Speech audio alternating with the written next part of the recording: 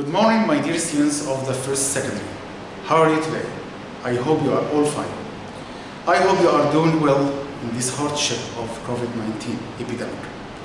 And also I hope you are following all the precautions to be safe inside the school and outside the school. We are waiting for you very soon and you are welcome again in your school. So today, inshallah, we are going to start the curriculum of AL of the first secondary. As you know, we have the coursework this year. It's called Aim High 4. We have 5 units in the first term and 5 units in the second term. And also we have the literature of the first secondary this year. This is a drama, play. This play is called A Doll's House for Henrik Ibsen. Let's start today to recognize who is Henrik Ibsen and what about the themes of A Doll's House and what about the characters. Let's start together. So this is our author. As you can see, this is Henrik Ibsen.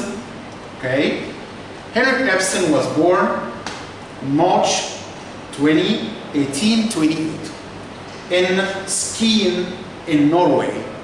It's called now Oslo. He was the second son in a wealthy family. Wealthy here means, of course, rich.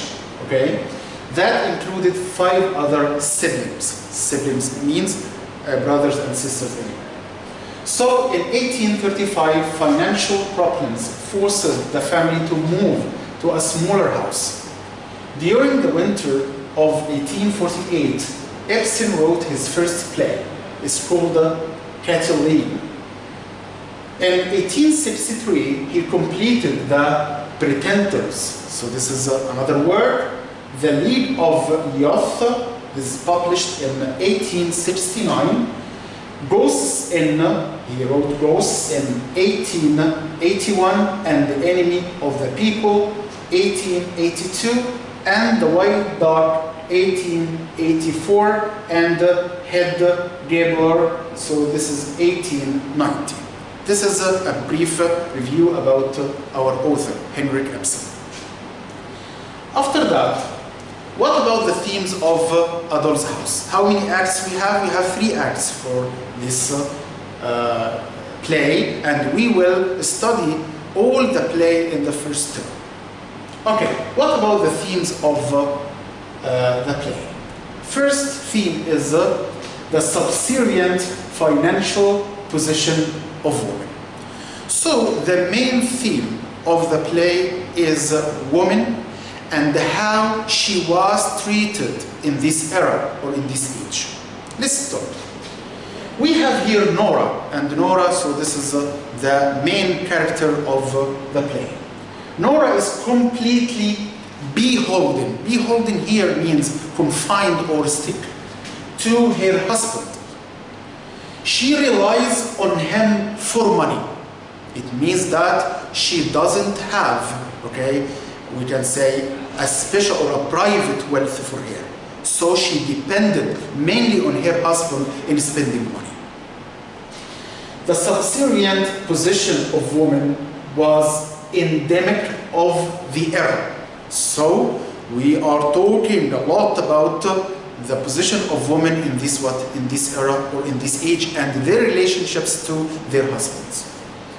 So women in the late 19th century, Norway and many other European countries were regarded as possessions. So maybe this is a very harsh word to say that women in this era, of course as the writers in this age described, okay, women of course, they described her as a possession. Possession here, so a belonging to what? To their husbands. So the husband was the breadwinner. Breadwinner here, so who get the income of what? Of the family, okay? And also he had a lot of domination on how to spend and how much to spend also. So, and the woman wasn't expected to work, okay? So it was a shame, of course, for any woman to say that she is an employee or a worker in any place. So,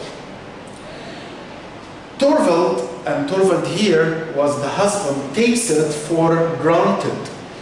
Granted here that I give you something because I am very generous, okay? And if I say that I don't want to give it to you, so this is also my what?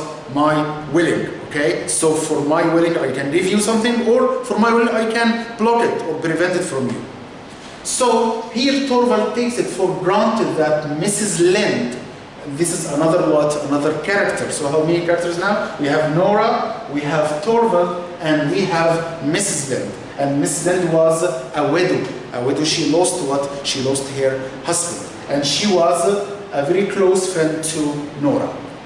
So when he agrees to get her a position at his bank, of course, it was very, very kind of him to find a position or a post for Mrs. Lind in the bank, because after that we will know that Helmer became the boss of the bank. So Nora too must struggle with a system. Struggle here, look at the word struggle here, it means that to try and try and try to overcome something. So struggle with a system that makes it difficult for women to earn and to control their own money. So even if women had in the past some special hardships and they needed really to have posts or positions, okay, to earn money, so also it was what it was a shame for her in this age. So she can't apply for a loan without her husband's what? Or father's permission. Okay, if I want money, I have to get, okay, of course, a permission from my husband. Maybe you can say that this is, of course, available, okay, in our Islam or something like this. But we are talking here about the conditions of the woman or circumstances related to women in Europe, okay, in this era. Maybe we have aggressive treatment really for them, okay. But maybe some students consider it something normal for Muslims, of course. But we are not talking about Muslims or non-Muslims. We are talking about social conditions or circumstances for women, of course. So this is the first what? The first theme. The second theme, the hereditary nature of evil. So Torvald Helmer believes that a person's character or moral nature is inherited. Inherited means what? Passed down from the ancestors. Okay? So the moral nature is passed down from your father to you, and from you to your child after that. This is what? This is the principle, or the, you can say, the beliefs of what? Of Helmer or Torvald Helmer. So also the children of a mother of low repute will turn out badly. If the children's mother is not reputed, and reputed here means what? Means that well known of her good behavior. For Helmer, the children will become the same as her, okay? Will not be different. Okay? I don't think that we agree with Helmer, of course, in this point. So, Torvald voices this opinion when he mentions that people like Krogstad, and this is another character, is very important in the play, and he was a blackmailed person. After that, we will know this. So Krogstad ends up with moral shortage because a mother has failed in her responsibilities. So here, Helmer in the play related the personality of Krogstad, which was a bad personality, of course, to his mother. Okay, and of course, the moral nature, as we said, passed down from the mother to Krogstad. So, after that, we have also another theme. This is the third one. We have marriage as an unequal partnership. So a close analysis of the dialogue shows, the dialogue of course in the play, shows a very unequal relationships with Torvald, holding all the power. all the family power stick to or confined to Helmer only. So it means that he neglected, for example, any opinions from his wife Nora. So some husbands neglected completely. It means that he didn't, or he doesn't admit to listen to his wife. And others so listen to their wives, but also he carried out his opinion. Okay. Although the opinion of some wives are also very considerable, but some husbands insisted on following their opinions without a change, even if they know, okay, inside them that their opinions are wrong. Okay, so here, as we said, Torvald holding all the power of the family. Torvald bestows her, means her here, it means Nora, with paid names that often begin with personal pronoun my little. So you will notice that in most of the quotes from Torvald to his wife, so he said my little something, my little squirrel, okay? So my little, my little, my little. So my little here, of course, shows what? Shows how Torvald sees his what? His or consider his wife. So Torvald may think he is flattering his wife. However, flattering here means what? To say that I love you or I like you, but inside, so, or deep inside, I don't like you. So, flattering his wife. However, he's actually reducing her, diminished her personality, okay? Diminished her importance in the family. So, acute, harmless pet. When I say my little squirrel, it means that this is your what?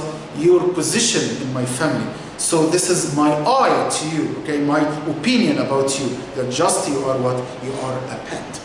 So Torvald is so self-centered that he continues to see his wife how he wants her to be, or how she feels to be his ideal woman. It means that according to my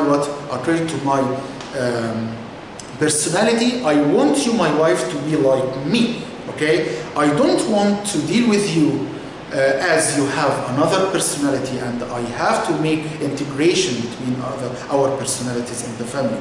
So no, I want my personality is the master of you. You have to learn from me, to learn from my attitudes, to learn from my values, and you have to practice it in your life. So he never sees the actual woman who she is. He didn't consider her her personality, her feelings, her emotions, what she wants, what she doesn't want.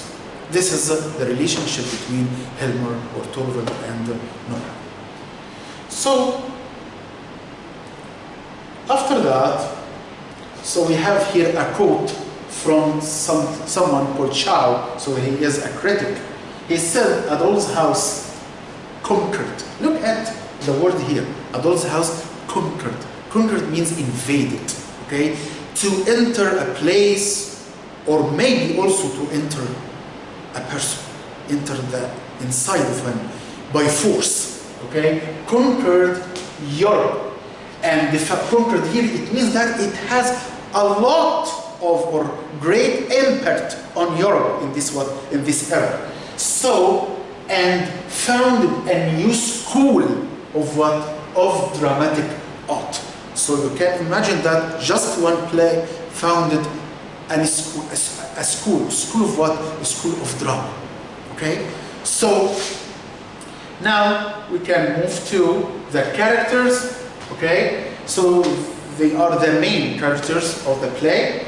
Number one, as you can see, so this is Nora. This is a housewife who seems to have a carefree marriage without concerns. So she really seemed that she doesn't care about life, about spending money. Okay, I can spend money because my husband was rich. Okay, so but who has a dark secret. In the play, inshallah, we will know what is the secret of Nora. So after that we have Helmer.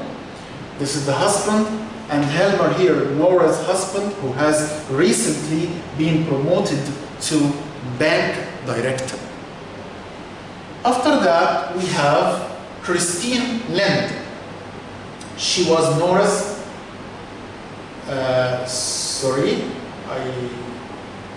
maybe here we have mistake. So, as we said, Christine Lind was a widow and a close friend to Mrs. Lind. Okay, you can say that she was a childhood friend.